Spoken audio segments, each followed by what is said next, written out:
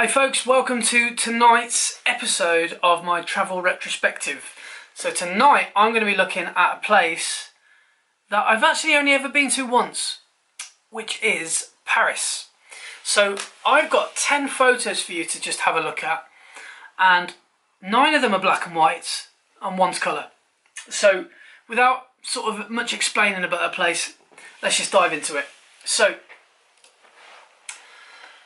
let's start with this image. Now, I'm almost certain that there's a bridge in Paris called Pont Neuf. I think it's Pont Neuf. I do apologise if I got that wrong. It's very affectionately known as the bridge with a million padlocks. It's all about where you lock in your love with your lover and you tie a padlock on there, have a little kiss, or these days a selfie, and throw the key in the river. So I've just googled Pont des Arts, and all the locks have gone. They've been removed. So the Parisians obviously got a bit fed up with all these tourists coming and essentially littering their bridges. And I didn't actually put one on, so I didn't lose one. I did actually put me on a bridge in Cologne, so sorry about that. But I didn't put one on in Paris. So anyway, it doesn't exist anymore. So I'm really glad that I got a photo of this bin. So I took this shot, and I particularly like this because, well, there's a few things that really stood out to me. Obviously, first and foremost is the symmetry. I really like the sort of tiered effect. I could have maybe cropped in at the bottom, but I kind of wanted to show the mossy floorboards of the bridge. And of course we've got the multicoloured selection, the contrast that really pops out on a grey day of the locks that are in 1,000 different colours. And obviously I really like this waste bin, which is just in front of all these beautiful locks that will just signify people's eternal love. Then you've got this, you know, this empty bin, which I think is it's a bit of a juxtaposition. I think that's really nice when you look at street photography. Now, although I've got no people in this, I think it's actually quite a cool image. And I also like this big sticker, this Adidas sticker, that's right in the middle of it, this Stan Smith Adidas sticker right in the middle. So yeah, I quite like the little hint of green in this kind of grungy image. Something about that image, and we've got a few figures in the background just heading over the bridge. So yeah, this is one of the images that I quite liked. I think I had a bit of time that day and I was just snapping, and I didn't have a clue what I was doing, and yeah, I was just snapping away. So that's one image that I really quite like. Now this is another one. Now there's a place in Paris called Montmartre, which is up by the Moulin Rouge and the big basilicas up there. What's that called? Sacré-Cœur, which is an amazing place. And this place, I mean, I can liken it to it, but it's nothing like it because it's so French. I was going to say the closest thing that we maybe have in London would be something like maybe Highgate Village or Hampstead, something like that, but it's a very beautiful place right on top of the hill, and you have some extraordinary views of Paris. And this village itself is so nice. It's very touristy, so they obviously lay on the touristy charm and they make sure it's very authentic for the tourists. And I really like these, I really like the actual branding of the shop facing. That was the main thing I really liked about this shop, and with the fact that we've got some people around the town square I really liked. I really like that we can sort of see a few figures who are heading in different directions. I love that we can see the guy in the moped with a cigarette in his mouth. It just looks like a really cool scene to me, so that was one of my favourites from my trip to Paris. Now this one, again, this is a little bit chalk and cheese. I mean, I probably wouldn't edit like this nowadays. This was in 2014, so this is over 3.5 years ago. And I might frame this completely differently now. I mean, I've left a little bit of a drain covering the bottom of the shot. There's a few things I don't really like about it, but mainly is the editing. I was inspired by a photographer called Serge Ramilly, who is, when I was getting started in photography, I used to watch his videos all the time. Really great source of inspiration for editing. He can turn bread, he can turn water into wine. He's that sort of photographer. He's really, really good. And I just shot this really grey scene, and we've got some people coming up the stairs, and I don't know if this staircase is famous, but it's really, I mean, it's so typically Paris to me. It screams out Paris to me. I mean, what I was working with that day was so flat. The weather was awful. It was a really cold January afternoon, and I've really just played with the radial filter and thrown a splash of light on the building opposite, and I've really tried to highlight the lampposts and just try and pick up the contrast and the clarity a little bit. So again, another image that I really like, inspired by Serge Ramelli. And again, this one, very similar. We've got the Eiffel Tower in the back, which I've tried to frame within a frame, basically. So that is framed nicely by the trees and the sky behind it, and this really cool building that's in the foreground that I've blasted with a bit of exposure. I think I've made it up the exposure in that. And we've got a nice park bench there, which is empty, which is maybe saying to the viewer, go and sit there and enjoy the view. So yeah, that's another image that I quite like.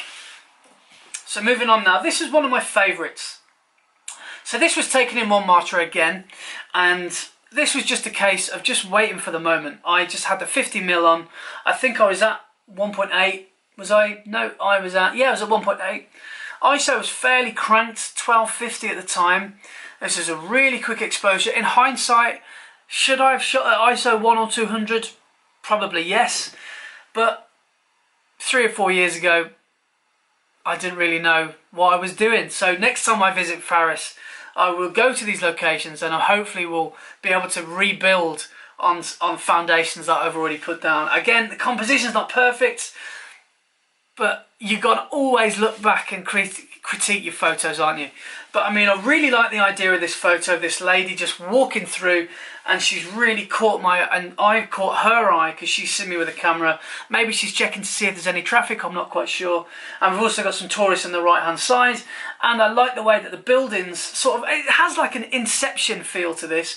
If you've seen the film Inception, I think one of the scenes is actually filmed in Paris, and I just love the high buildings, and they look like they're infinite, you know, that they almost look identical to the story below it.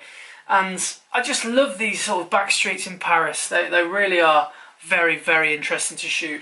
It's a photographer's dream, Paris. It really is. There's so much to shoot, especially if you're not Parisian. You'll probably just think, wow, this is the best thing I've ever seen.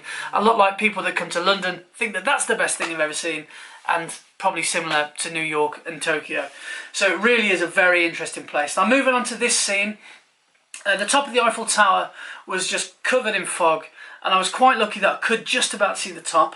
And for this one, for some reason, I've chosen to, I mean, I probably could have straightened this a little bit. Looking at it, that's probably what I would have done. And I've got some traffic lights in the top corner, which I remember trying to edit out, but then I thought, no, actually it's missing something. So I quite like that the traffic lights just sort of lean into the top of the frame. And we've got a couple of people walking out. I mean, it's a little bit void of character, this shot, apart from the fact that we can see the ghostly Eiffel Tower, and it's an overcast day. This shot might have worked better if there was no one at all in the scene, or if it was packed full of people. So yeah, maybe not my strongest image, but there is something about it that I do quite like.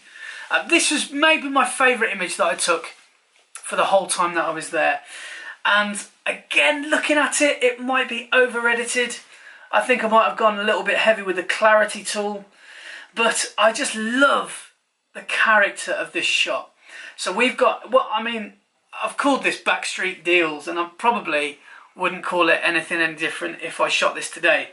It looks like two dodgy characters with a big guard dog talking about dodgy stuff.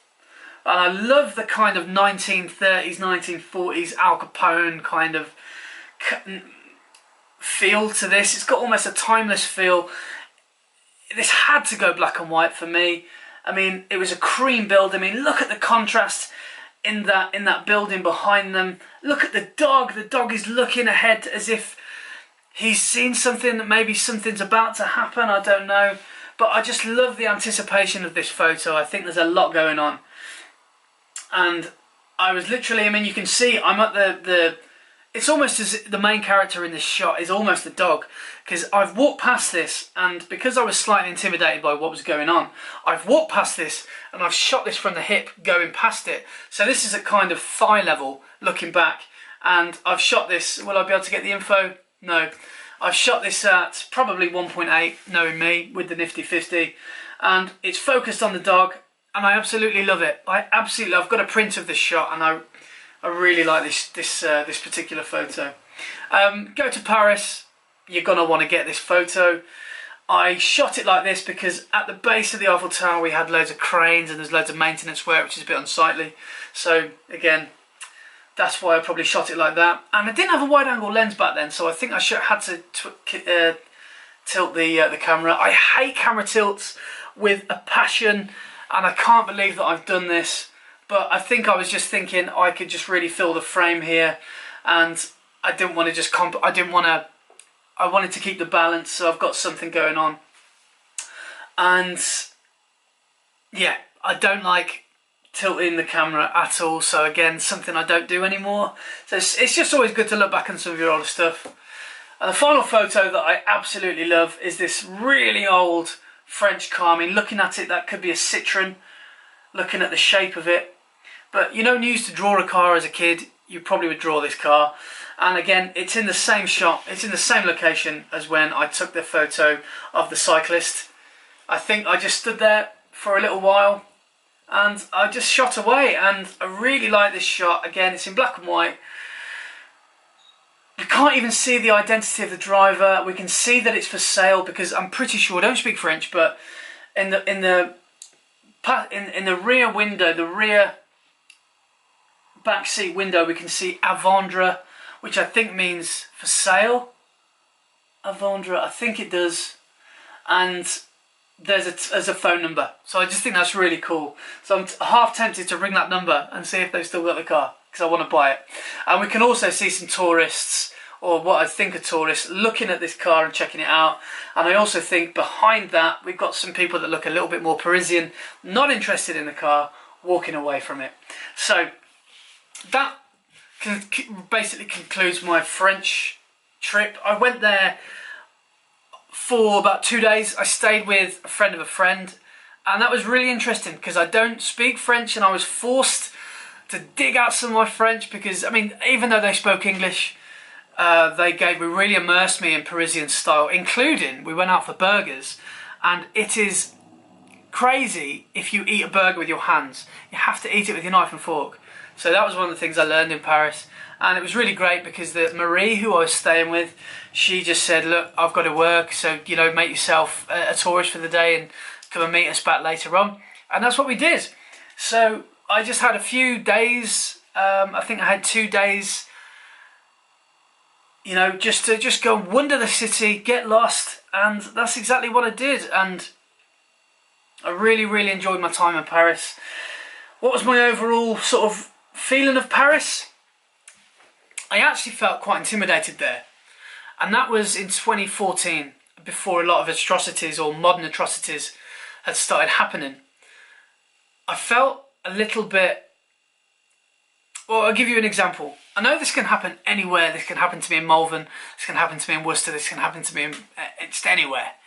But I think your chances of something bad happening to you increase when you go to the city centres and just slightly into the areas that you maybe didn't do any research about. So I basically walked to the Eiffel Tower. I didn't realise how far away it was from, where was I? Around, what monuments was I around? Around the Notre Dame Cathedral. So I thought, well, it's only down the road, it can't be too far. I love getting out and about on foot. And as I walked down, a guy came up to me, and I was down by the river taking some pictures, and he came up to me and he said, look, this is your ring. Like as if to say, you dropped your ring. Classic con man, street robber technique. And I was like, mate, it's not mine, I've got gloves on. He's like, no, it's your lucky day. I've just found this ring. You can take this ring. I was like, no, just no. The ring looked like it would, you know, you'd be lucky to find that at a car boot sale for 50p. And then he ended up basically asking me for money. He's the most politest robber ever. I was like, nah. And I made my excuses and I got out. I got out of the situation. Could have gone real south on me, but it didn't. And thank you, if that guy's watching, for not robbing me that day. But anyway, there's lots of amazing places to explore in Paris. That was just one particular negative part of the trip. There were thousands and thousands of positive that did happen to me. So brilliant place to visit with the camera. And don't let that little story propel you from taking your camera to Paris, because you really should. So anyway, I'm gonna sign off now. Thanks for listening to my stories, and thanks for looking at my photographs. I do want to return to Paris one day, but I don't know when.